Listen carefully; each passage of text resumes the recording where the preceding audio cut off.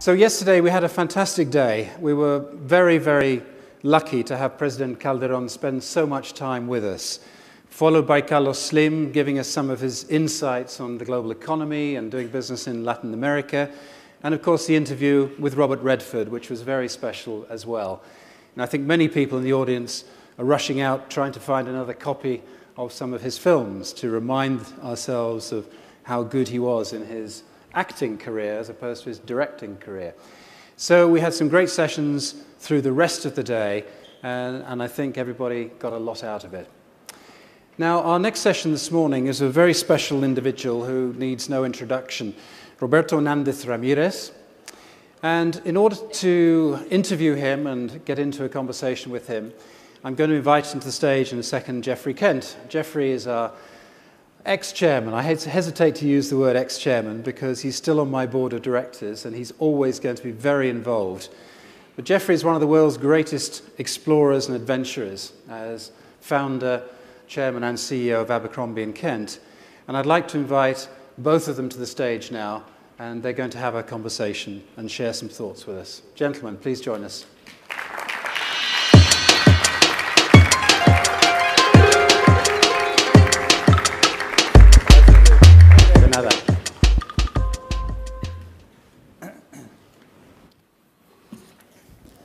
Let me get organized here.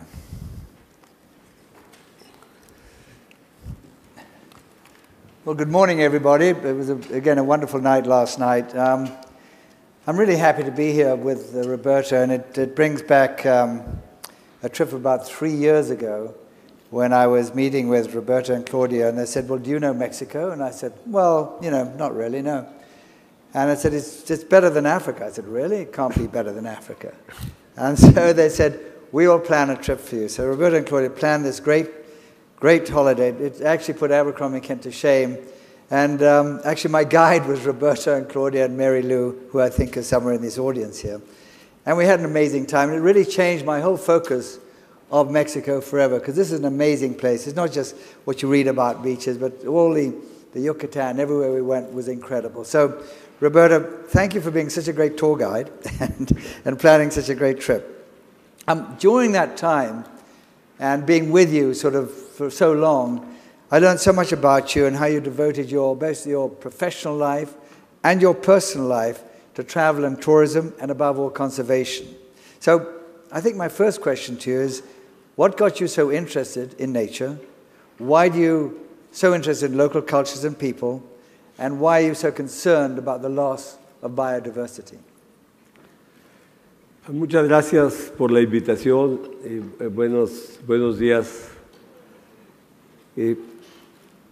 Gracias, Jeffrey.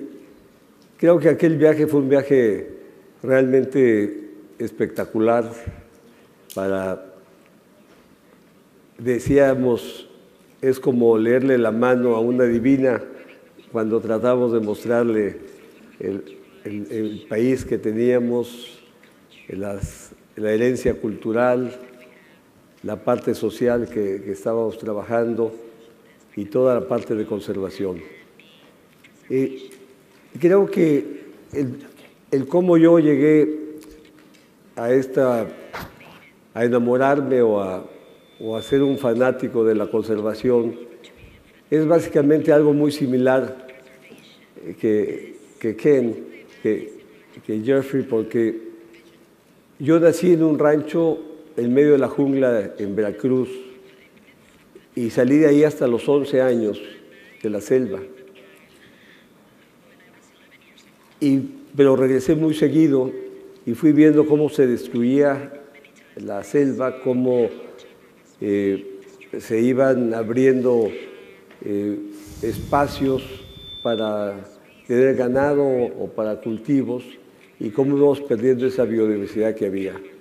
Y por otro lado, pues yo crecí con los campesinos, con los vecinos, con comunidades indígenas que desde pequeño, y yo creo que aún mantengo amigos ahí, son relaciones que he mantenido toda mi vida, y eso pues nos ha llevado, y afortunadamente no solamente a mí, ahora nos acompaña aquí mi nieta, que está estudiando precisamente conservación y economía para seguir la tradición, pero mis hijas están muy involucradas. ¿Y qué puedo decir de mi mujer, de Claudia, que ya es la experta y está todo el día en este proyecto? So I'd say this is a big family effort, and your granddaughter is already being trained in the correct way. That's very good. Again, you've been an incredibly successful businessman. I always find this so amazing about Roberto. On the one hand, he's this amazing financial genius, and on the other hand, a conservation genius. But you know, you were the youngest chairman ever of the Mexican Stock Exchange in 1974, and then with a group of businessmen, you bought Banamex and contributed the largest and preeminent financial conglomeration in Latin America. You led Banamex as CEO from 1997 to 2001, and then you've been chairman of Banamex since 1991. During that time, you've funded and developed most of the modern infrastructure of tourism in Mexico. Let me give some examples. The Camino Real, Radisson, Intercontinental, and the Calinda hotel chain. More recently, you acquired Aeromexico, which is in bad shape. In your usual manner, you've restructured the country's flagship airline, Aeromexico. So when you're involved in these different items or sectors of tourism, which we all have to deal with, from real estate, from hotels to airlines, do you have a plan, or do you how do you integrate them? Or does it just come to you one morning? Well, es una pregunta complicada porque son negocios que van juntos, pero son totalmente distintos. Y yo creo que hay que encontrar los socios, hay que encontrar las áreas donde cada negocio puede ser evaluado en forma distinta. El negocio de real estate es un negocio que tiene muchos atractivos, pero es un negocio muy complicado, un negocio que a veces es muy líquido, pero hay mucha gente que lo atrae, y ahora tenemos muchos instrumentos para poder operar con el bien raíz. Por otro lado, la operación turística, que es algo totalmente diferente, que es servicio, que es entrenamiento, capacitación de la gente, es algo muy distinto, pero es finalmente muy importante porque es la cara, es la cara o el primer contacto con el turista que después puede ser cliente para los otros negocios. Y yo creo que el negocio más complicado es el negocio de la aviación. El negocio de la aviación tiene riesgos enormes. Uno no puede, aunque haya instrumentos financieros ahora muy sofisticados, no puede uno asegurar los precios del combustible, no puede uno... los riesgos implícitos son riesgos muy grandes, y se ha visto que el negocio de la aviación ha sido un negocio muy volátil, con muchos riesgos incluidos, y yo creo que el modelo que estamos probando, que yo creo que es un modelo exitoso, es tener una empresa de aviación muy bien capitalizada para poder absorber fluctuaciones y tener equipo muy moderno y sobre todo gente muy bien capacitada, gente muy bien entrenada, que creo que puede ser la clave para hacer un negocio exitoso. Yes, I must say, I once had a small airline in East Africa, little tiny planes, and one of my friends told me how to make a small fortune in the airplane business. Said start with a large one, and I think we've all heard that before.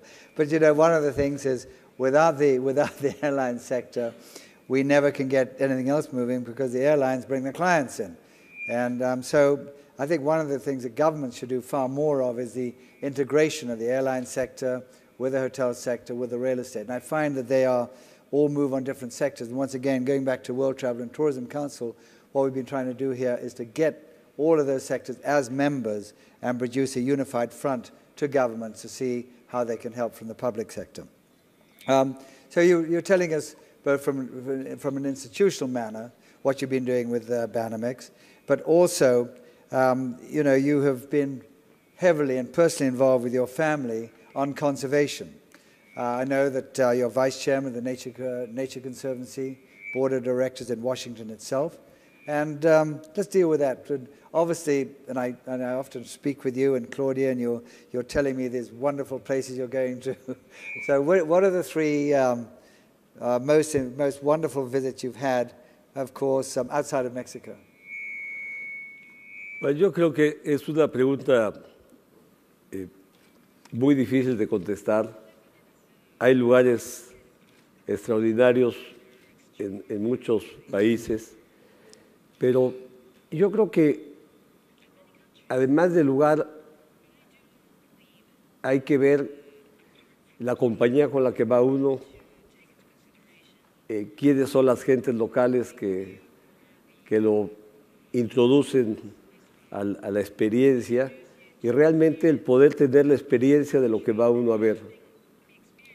Yo creo que de los viajes extraordinarios, comentábamos, han sido con mis nietos, que hemos tratado, Claudia y yo, de hacer viajes iniciáticos con ellos.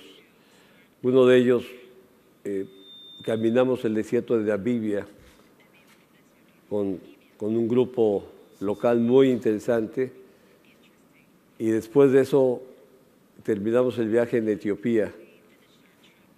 Creo que estar en el desierto donde hay leones de veras, donde hay rinocerontes, el black rhino y uno va caminando.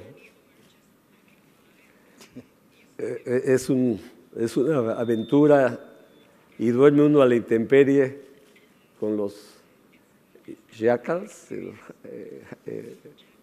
y las hienas.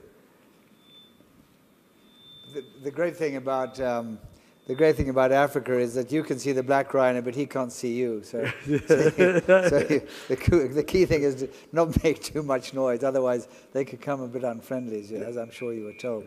But again, when you travel with the Nature Conservancy, are there any particular things? Surely, by doing that, you must learn how this world is being affected in different areas, from the cutting down of forests to unrestricted fishing.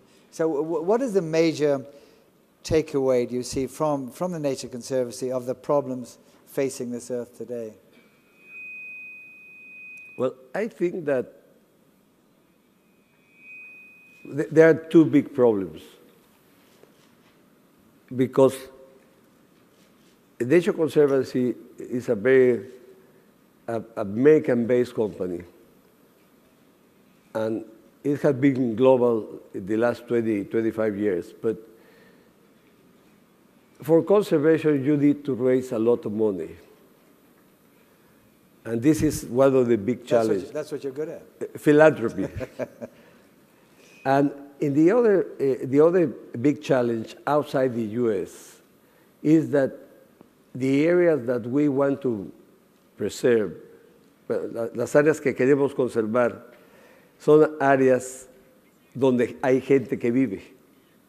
Entonces uno tiene que tomar en cuenta cómo resolverles a esa gente sus ingresos y cómo hacer que ellos ganen dinero conservando. Y creo que es un tema que tú eres un experto en esto, de cómo convencer a la gente para que conserve y al mismo tiempo tenga una vida digna y pueda educar a su familia y pueda cubrir la parte de salud de su familia. Yo creo que son la parte fundamental. Pero creo que se está logrando, se está avanzando. En países, por ejemplo, como México, tenemos inclusive problemas de los límites que se pueden adquirir de selva o de tierra para conservar. No tenemos las regulaciones, no tenemos la infraestructura jurídica para hacerlo, pero aún así se está haciendo y estamos avanzando bastante. Yo creo que es un proceso de educación y es un proceso que tenemos que insistir con gobiernos, con comunidades, posiblemente uno de los ejemplos más interesantes para explicar lo de la conservación es lo del agua. Todo el mundo hablamos de que vamos a tener problemas de agua en un futuro, pero realmente se hace poco. Y cuando logramos hacer entender a los habitantes de una ciudad que el agua no sale de la llave, hemos hecho encuestas y cuando les preguntamos de dónde viene el agua, más o menos el 70% en todas las grandes ciudades de la gente dice de la llave. Entonces, explicarles y conectarlos a ellos para que cuiden los watersheds, los lugares donde viene el agua, las cuencas le llamamos en español, que normalmente no están en su imaginaria de la gente de la ciudad. Si logramos hacer esa conexión, estamos avanzando muchísimo en conservación. Entonces, creo que eso es lo que estamos tratando de convencer a la gente y al mismo tiempo para conservar esas cuencas de donde viene el agua, necesitamos resolverle los problemas a la gente que vive allá. Entonces se empiezan a usar lo que le llamamos pagos por servicios ambientales, algún pago y sobre todo el tratar de desarrollar nuevas fuentes de ingresos para esa gente para que conserve el agua. Entonces, es bien interesante. En el Consejo Latinoamericano que acabamos de formar tenemos 3 prioridades. La seguridad en el agua, la seguridad alimentaria, y creo que en todo esto hay que poner goles o metas muy concretas. Por ejemplo, en la seguridad alimentaria, el planeta Tierra para el año 2050 tiene que duplicar la producción de alimentos. Y el reto aquí es cómo duplicamos la producción de alimentos en el mismo footprint que tenemos hoy. O sea, sin abrir, sin destruir zonas que podamos dedicar a la conservación. Y ese es las grandes metas. La tercera meta que tenemos es cómo hacer infraestructura inteligente. O sea, porque tenemos que hacer más carreteras, tenemos que hacer más aeropuertos, tenemos que hacer más puertos, tenemos que producir más luz, tenemos que seguir aumentando la capacidad, la infraestructura del mundo para que vivan los 9 billones que vamos a tener pronto. Y lo tenemos que hacer de una manera inteligente, sin usar tanto cemento y tanta metal. You know, I think you know, all of what you say is all part of the very basis of travel and tourism, as I think many of us see it in this room and as you see it. That, particularly in Africa, we took, I just use one example of the Bwindi impenetrable forest in Uganda. And when we went there were just some gorillas living there, unhabituated, nothing was there. And long story, but we built the lodge, we got the people to move out of the forest, and today, all these years later, we produce $1 million a year, which goes exactly to the community we moved off. And today, those gorillas that we take care of represent 50% of the world's gorillas left in the world. So just our tiny organization actually has saved 50%. And I think what we're doing is trying to create a virtuous circle all the time. You can't just give people, I always say in Africa, you can't give somebody a fish. You have to teach them how to fish.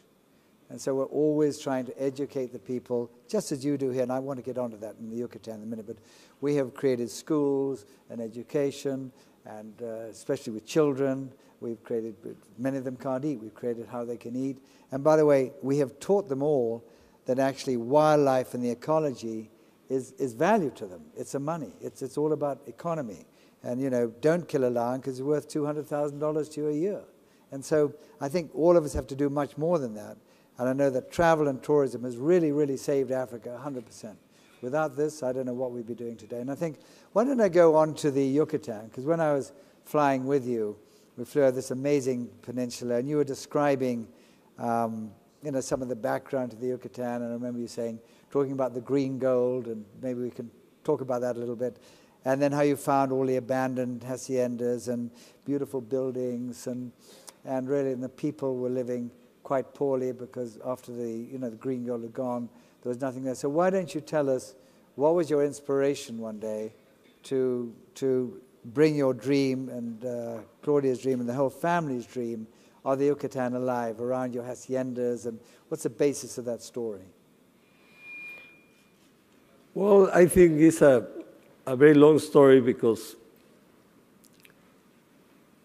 I visited the area the first time for more or less 2 weeks en el año de 1966. Y en aquella época me quedé realmente enamorado de la zona del arrecife mesoamericano. Y fue cuando empecé a soñar que algo se podría hacer para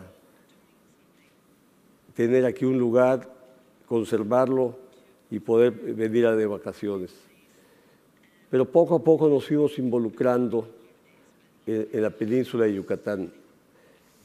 Y es un tema, el por qué en la península es un tema que si lo comparamos con otras regiones, en la península de Yucatán es 3 veces más grande que Costa Rica, por ejemplo, que es un país con menos habitantes, 3 veces más grande y menos habitantes, un poco menos habitantes que Costa Rica. Y tiene una biodiversidad impresionante y sobre todo tiene estas áreas que mencionabas. Tiene la parte de la herencia maya, tiene la herencia colonial, estas grandes edificaciones religiosas y estas, las famosas haciendas que son como casas de campo inglesas, que fueron altamente productivas y después abandonadas. Entonces llega uno como en una película a encontrar maravillas en medio de la selva. Y just explain again what happened, how the green gold. I'm always really interested when you see boom cow. You know, we see it in Africa and different things from gold mines. And so what was the green gold? Just well, the Zaizal, que el nombre en español es enequén, es una planta indígena de Yucatán y que se empezó a industrializar más o menos en 1840, a mitades del siglo XIX. Y fue un monopolio para producir cuerdas, para producir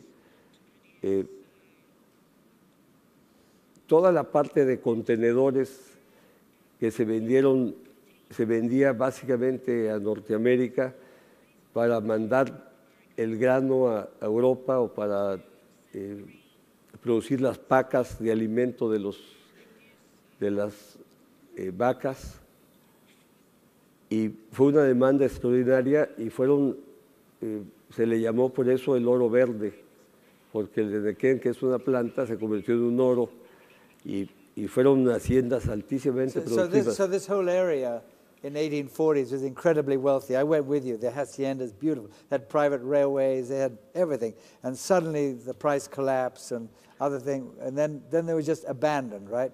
Until you came along. They were totally abandoned until the family arrived here. Yeah. But now we are very, very involved in the three areas there,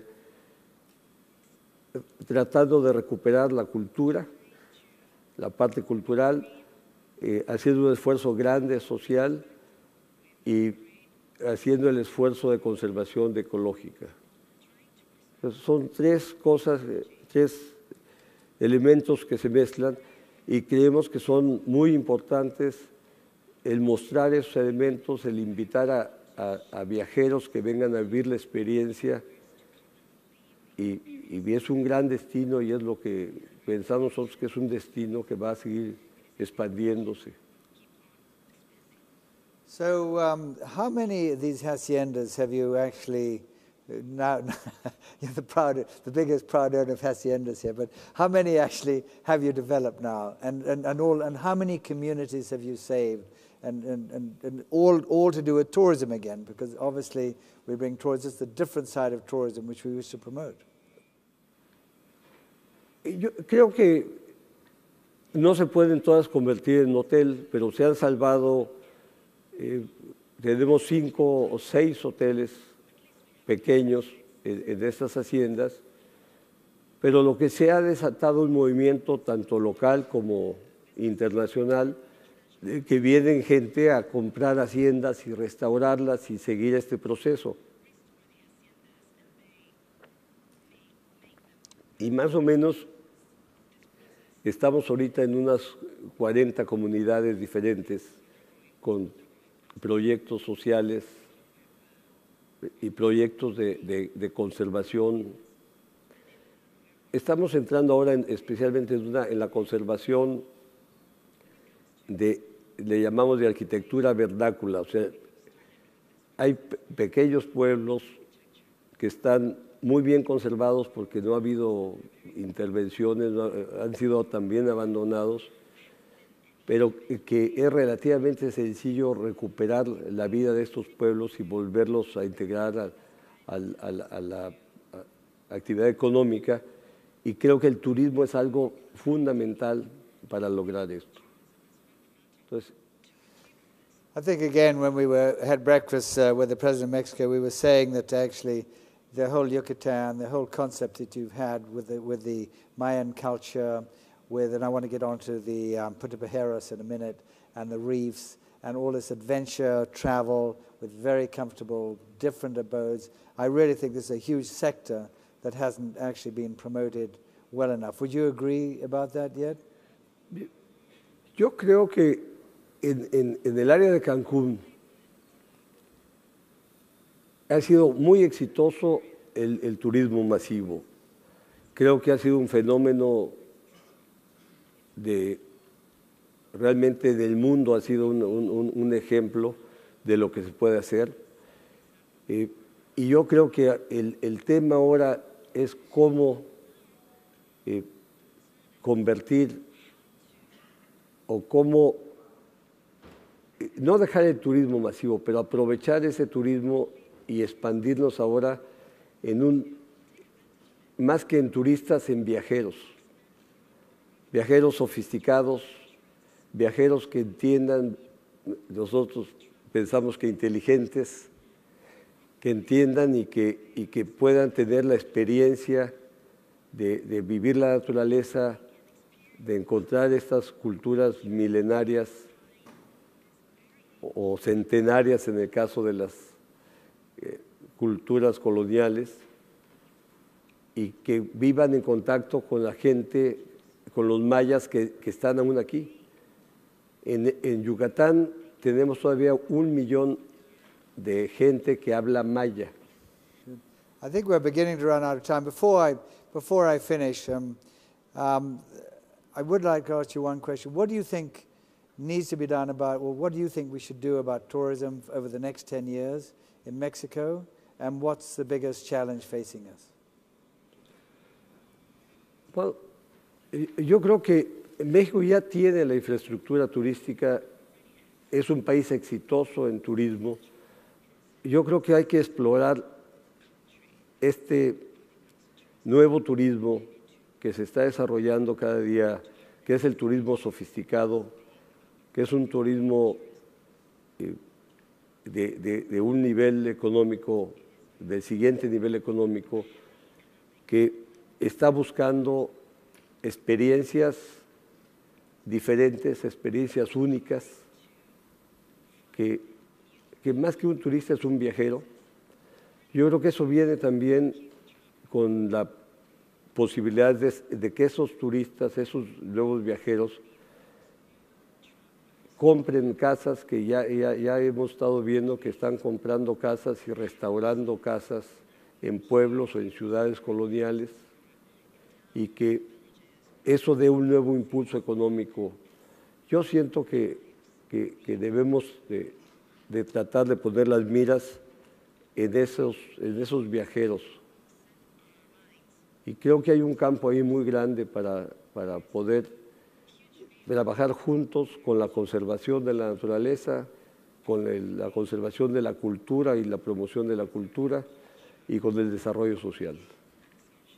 Yo creo que esos son los tres ejes que debemos de mantener unidos para poder tener un exitoso proyecto de otro nivel turístico. Roberto, I would like to thank you. You're an amazing visionary. You know, I'm always enthralled just speaking with you and understanding you.